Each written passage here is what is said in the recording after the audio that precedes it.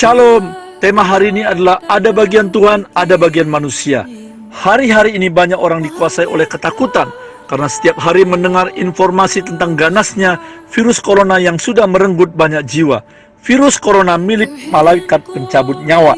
Mari kita belajar bagaimana Tuhan melindungi bangsa Israel dari tulah ke-10 yaitu roh kematian ketika akan keluar dari Mesir menuju tanah Kanaan.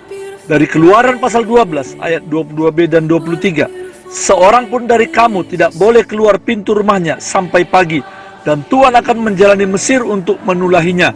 Apabila ia melihat darah pada ambang atas dan pada kedua tiang pintu itu, maka Tuhan akan melewati pintu itu dan tidak membiarkan pemusnah masuk ke dalam rumahmu untuk menulahi. Dan apa yang terjadi?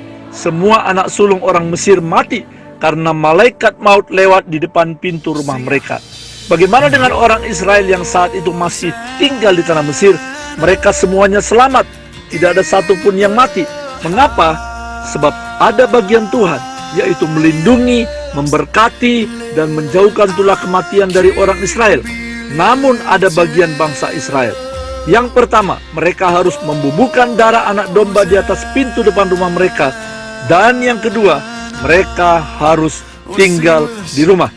Ketika kita berdoa, Bapa, kami minta Engkau menutup bungkus kami sekeluarga dengan darah Yesus, maka itu berarti kuasa kegelapan, virus penyakit, bahaya, roh kematian tidak dapat menembus benteng pertahanan yang dibuat oleh Tuhan terhadap kita, oleh karena ada kuasa darah Yesus yang melindungi kita. Ya, kuasa darah Yesus jauh lebih dahsyat daripada darah hewan yang disapukan di ambang pintu bangsa Israel. Namun ingat saudaraku, ada bagian Allah dan ada bagian kita. Walau kita sudah berdoa dan juga beribadah, namun jika kita masih sering berkumpul di keramaian, mengabaikan social distancing, selalu bersalam-salaman dengan banyak orang, tidak menjaga kebersihan, tidak cuci tangan, tidak pakai masker dekat orang yang sakit, sering mengusap wajah dengan tangan yang kotor, itu namanya kita tidak taat dan kita mencobai Tuhan. Jangan salahkan Tuhan jika tiba-tiba Anda terinfeksi virus corona, walaupun kita percaya dan berdoa, sebab ada bagian yang tidak dilakukan.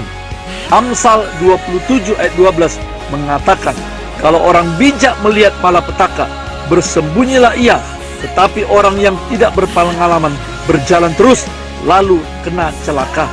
Jika kita ibadah online hari Minggu di rumah, itu bukan berarti kita kurang iman, tetapi itu bijaksana. Mari jangan takut di tengah wabah virus corona yang sedang mencekam ini. Ingatlah bahwa kita punya Tuhan Yesus yang jauh lebih besar dari semua bahaya yang mengancam.